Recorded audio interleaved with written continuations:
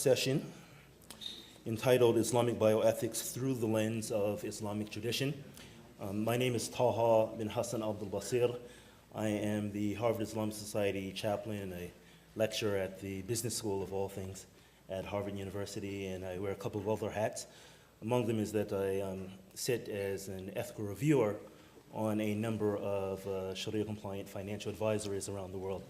So that's particularly interesting for me, as we'll be discussing, among other things, the roles that traditional Muslim jurisconsults play in the issues that are before us today and tomorrow.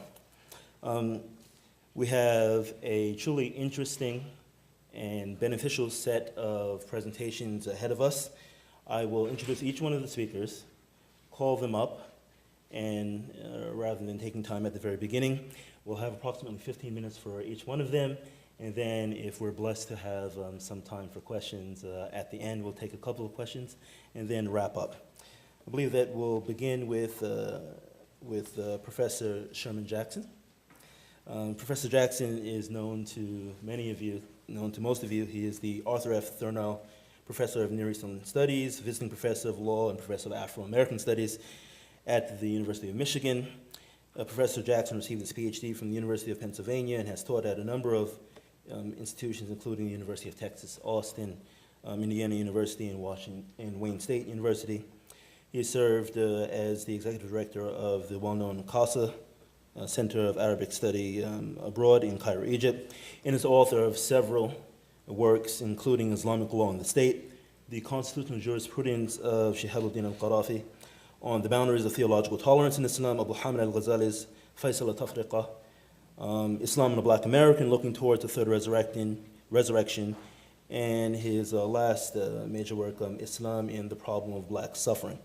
Professor Jackson has been featured in the Washington Post, and Newsweek on Faith, in the Huffington Post, and other media outlets, and has been named recently as one of the 500 most influential Muslims in the world by the Royal Islamic Strategic Studies Center in Amman, of something which he takes to heart. He's also been recognized by Religion News Writers Association, Religion Link, as one of the top 10 experts on Islam in America. It's our pleasure to receive him and to hear from him. His presentation entitled Controversies in Islamic Law and Ethics. Professor Jackson.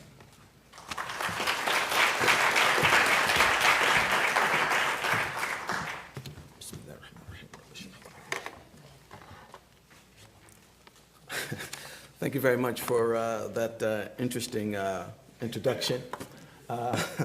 I've been given sort of the unenviable task of trying to address a very rich, broad, and indeed ongoing set of controversies in the history of Muslim thought. And I've been asked to do that in all of 15 minutes.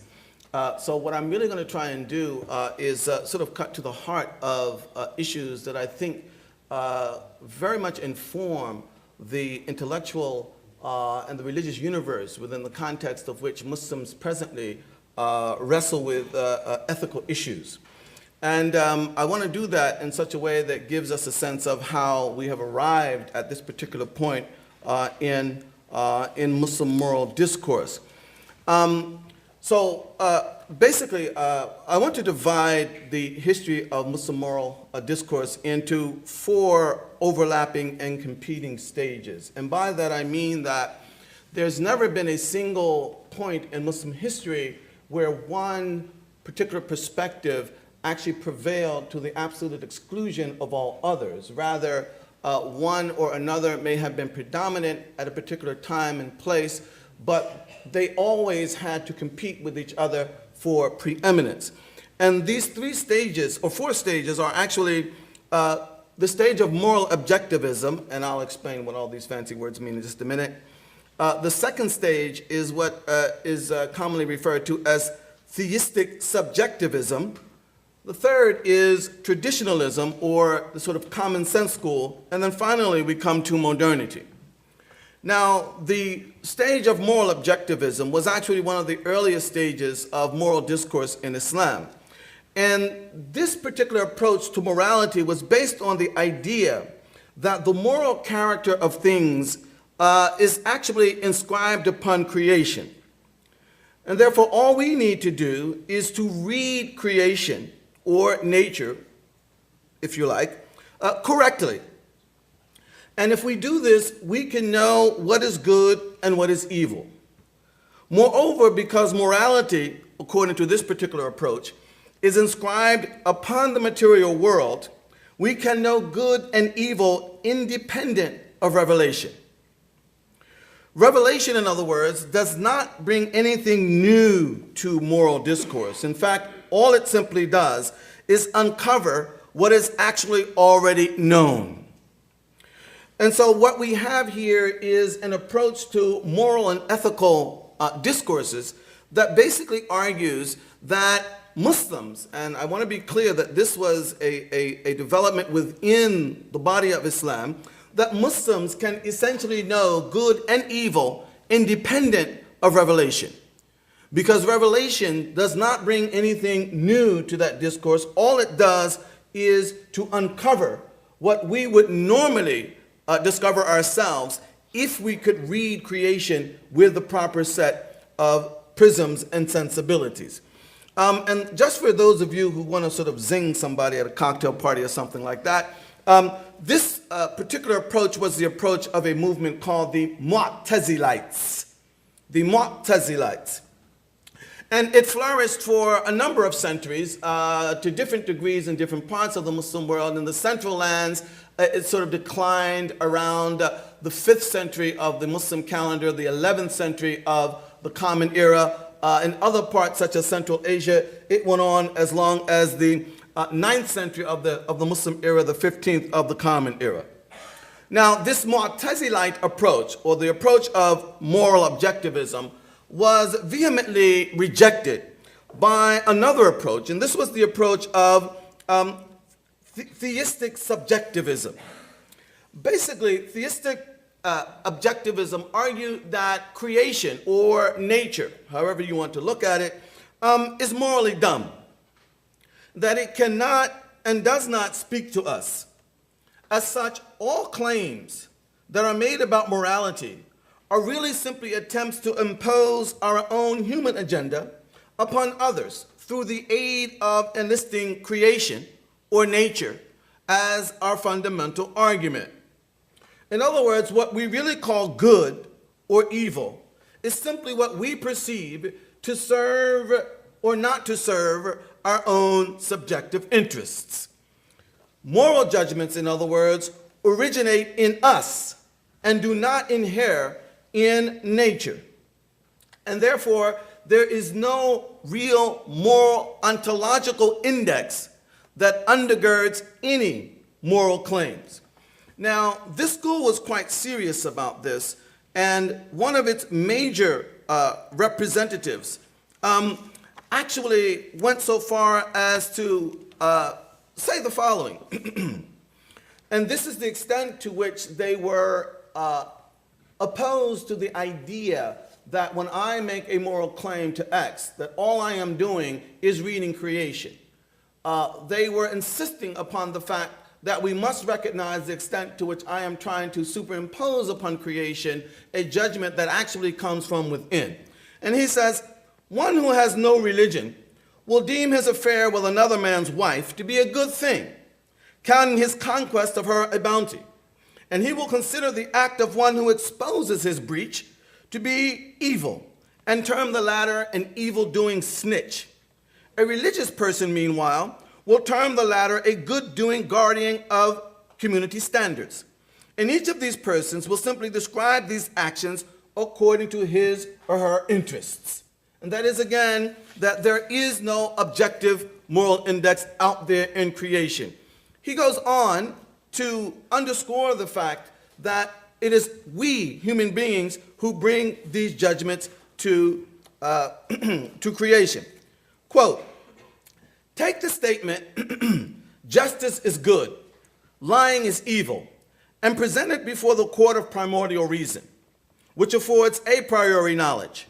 Then imagine that you have not lived with anyone, nor mingled in the midst of any religious community.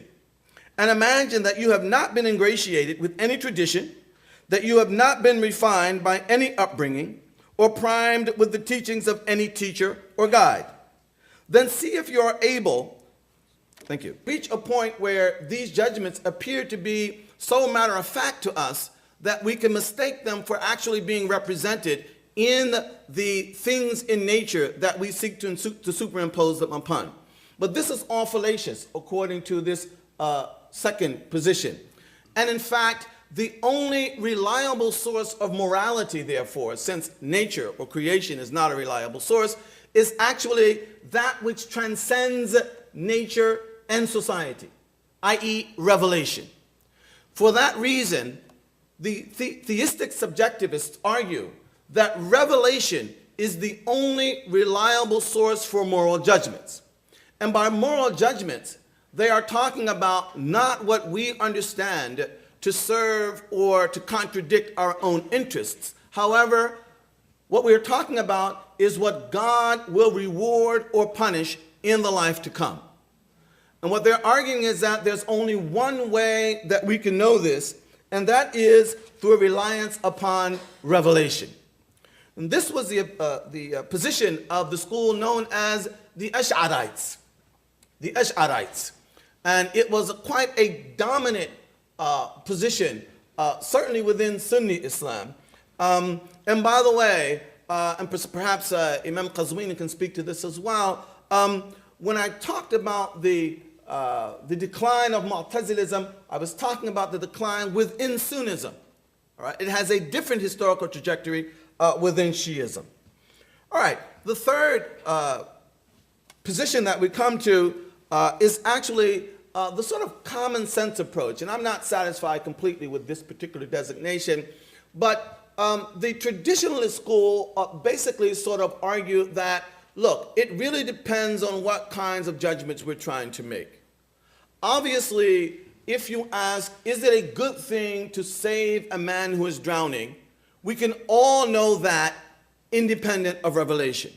In fact, we may even be able to go on to the point to argue that God will actually reward us for saving a man who is drowning.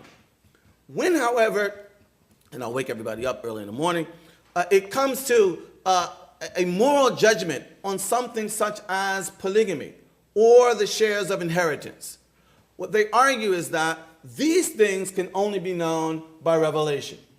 And so it depends on what kind of moral issue we are talking about, whether or not our judgments can be based on reason, and reason is always in and of itself socially and culturally informed, even historically informed, or we are totally dependent upon revelation. And the common sense or traditionalist school is opposed to either extreme of saying that everything or nothing is based on revelation, or everything or nothing is based on reason. All right? And they seek to navigate a sort of middle road. All right, coming to modernity.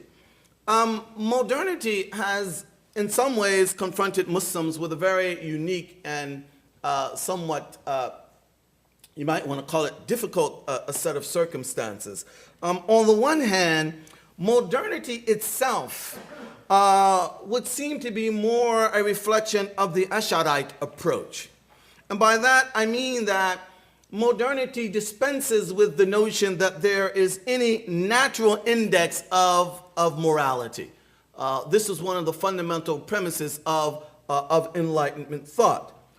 Good and evil, therefore, go back to Hobbes and people like that, it's very clear.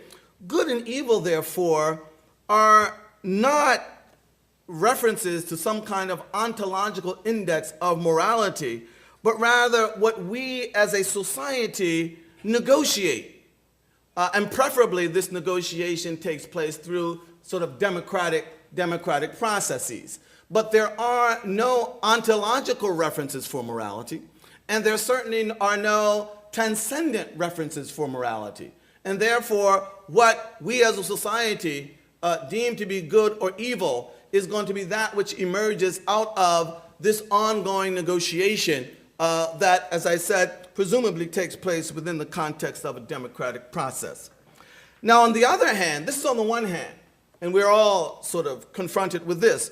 On the other hand, there is a sort of mood, I would characterize it as, among modern Muslims to find ways to escape some of the weight of the cumulative legal tradition or Sharia, which itself is grounded in certain historically and culturally informed presuppositions from the past. And one of the modes of trying to escape some of this weight is to incline back towards a Mu'tazilite mode of moral reflection.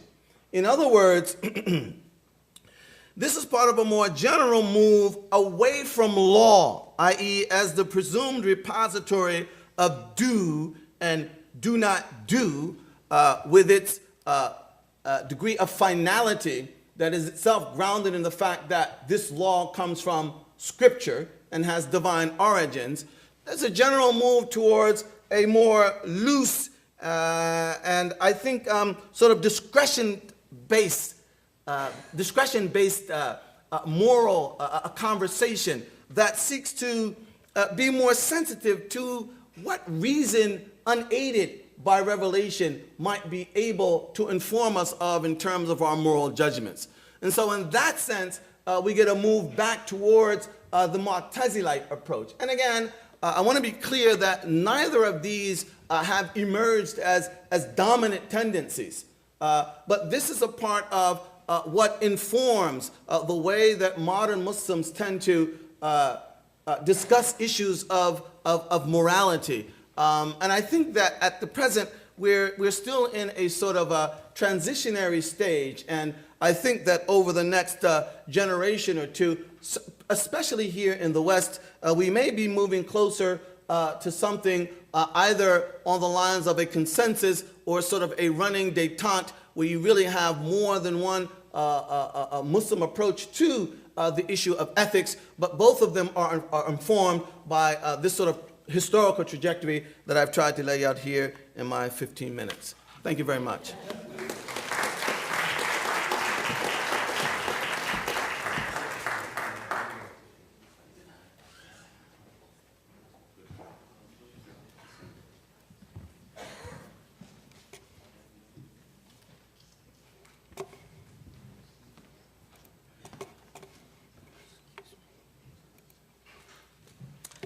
Thank you very much, Professor Jackson.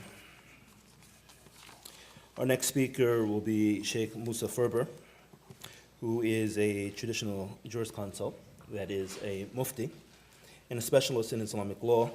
He was born in Massachusetts and raised in Portland, Oregon.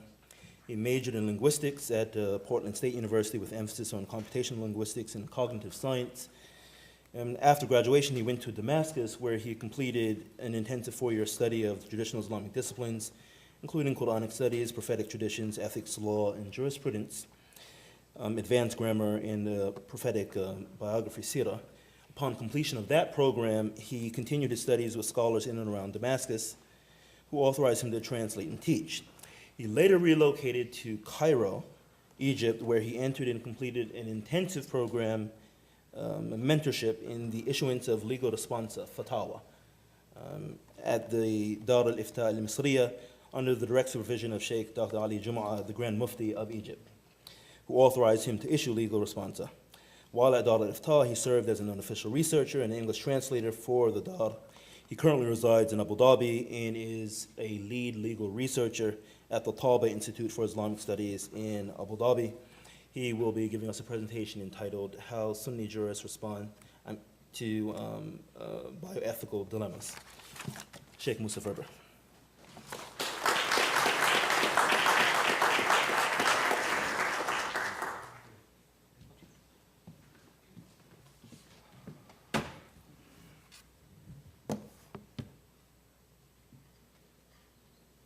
Assalamu alaikum.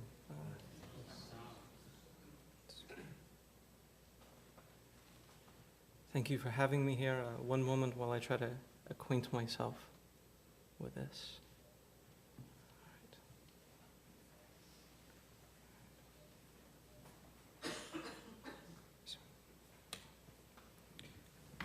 This talk will focus on how Sunni jurists respond to bioethical dilemmas. It will cover the historical role of jurists in answering questions of an ethical or legal nature, the knowledge and skills employed by individual scholars, and how these are applied. It will also cover the emergence of group ijtihad councils and their role in addressing emerging issues. This talk also aims to respond to an oft-repeated claim that jurists do not or cannot address contemporary issues. This presentation explores two main questions. How do Sunni jurists respond to contemporary bioethical issues? And what is the context in which Sunni jurists work? And I emphasize that this concerns Sunni jurists because I do not know how the Shi'i tradition works, and I have no authority or expertise to speak for them. We will leave this for the next speaker. To answer these questions, we will explore the classical and contemporary literature written by Sunni jurists concerning legal rulings and methodologies, both in general and restricted to bioethical issues, and the current practice of how jurists apply legal rulings to cases presented by individual petitioners.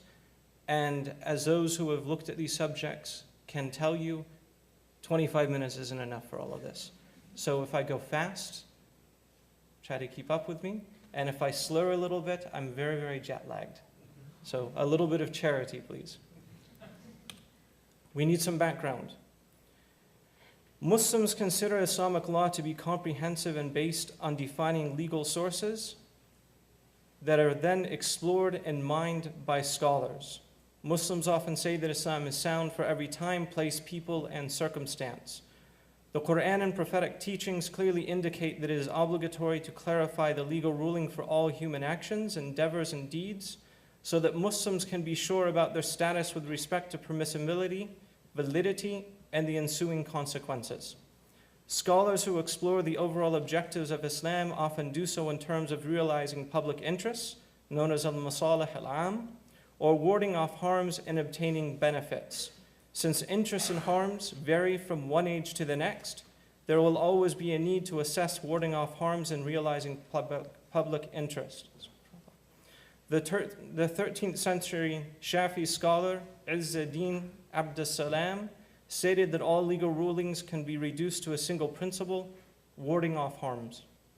The idea that before engaging in an action, one must know its ethical and legal status applies to actions which are between an individual and his Lord, himself, or other individuals. It also applies to all matters religious and mundane. Muslim doctors are in need of fiqh, since all bioethical issues in Islam are subject to legal rulings with regards to permissibility, prohibition, and to determine religious etiquette and ethics. Jurists are in need of medical knowledge to arrive at the legal ruling for medical issues, as judgment depends upon how something is conceived.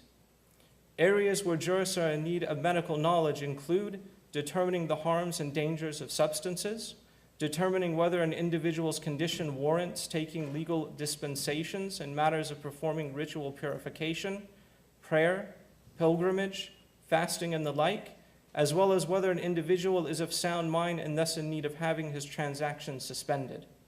Establishing paternity in certain circumstances, determining the perpetrator of a crime using forensic medicine or genetic fingerprinting, which is an area of contention right now, but it's an emerging topic.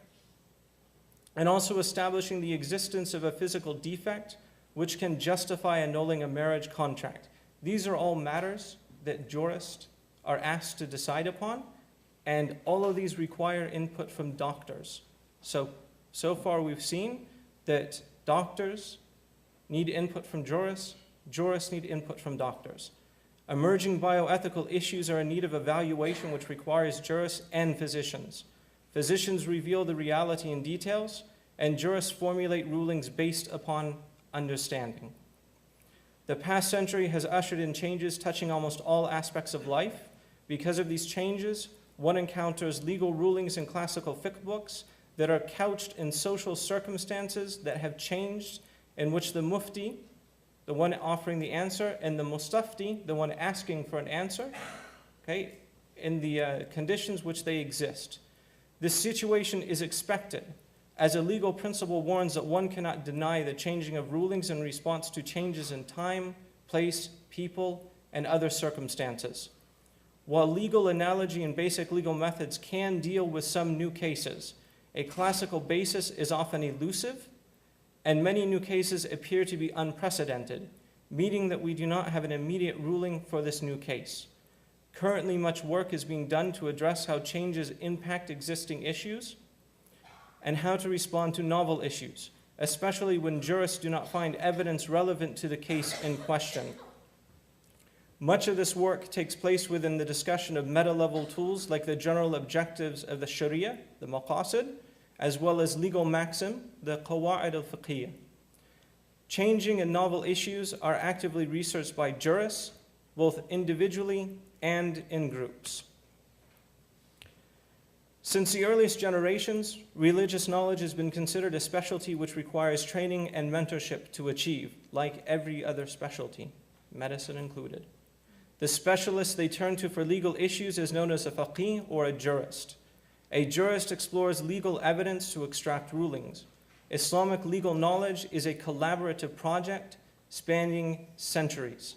Each generation of jurists works to evaluate, expand, organize, and otherwise improve upon the knowledge it received from their mentors and predecessors.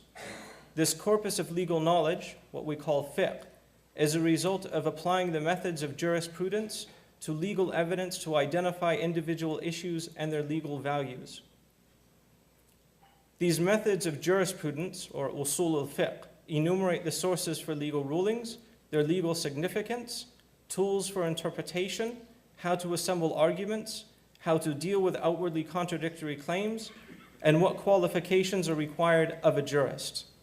The primary sources of legal rulings which are accepted by the Sunni schools of law are the Quran, prophetic narrations, scholarly consensus, and legal analogy.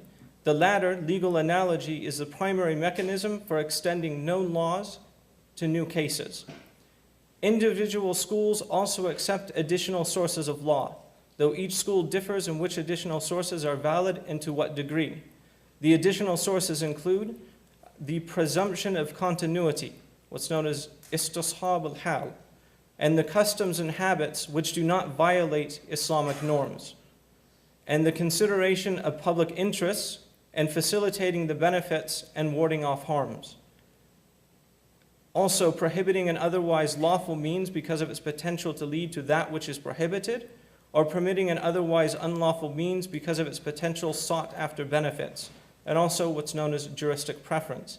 Now, these last three fall under the general category of examining expected consequences, i'tibar al-ma'alat, which is particularly useful when a jurist applies a general ruling to a particular case. And based on the three things I mentioned, I know it was quick, it's also similar to what's done in like consequentialist reasoning and ethics. A short list of basic requirements for being a jurist includes being Muslim, legally responsible, and morally upright, possessing extensive knowledge of the verses of the Quran and prophetic accounts related to legal issues, a working knowledge of the Arabic used in textual evidence, and the customs prevalent at the period in which the Quran was revealed, knowing the principles of jurisprudence, legal analogy, and knowing areas of scholarly consensus and difference. Dr. Ali Muhyiddin al-Qaradaghi, a professor in Islamic law and legal methodologies at Qatar University, recommends a research methodology for investigating new bioethical issues. Now, the research methodology he's offering here is tailored specifically for this topic. And it's also predicated on the existence of a huge body of law and interpretation that it works with. So this is kind of a shortcut to try to get to answers here. And he developed this methodology because he has a large book about contemporary medical ethics and other issues dealing with medicine. And the basic gist of his methodology is this: to gain a detailed understanding of the issue and consulting with area specialists as needed, then gathering the primary evidence and opinions related to the issue from the Quran, prophetic narrations, and areas of scholarly consensus, making use of commentaries on the Quran and narrations, the statements of the companions, their successors, making use of collections of narrations which include their statements and legal judgments, the musannafat,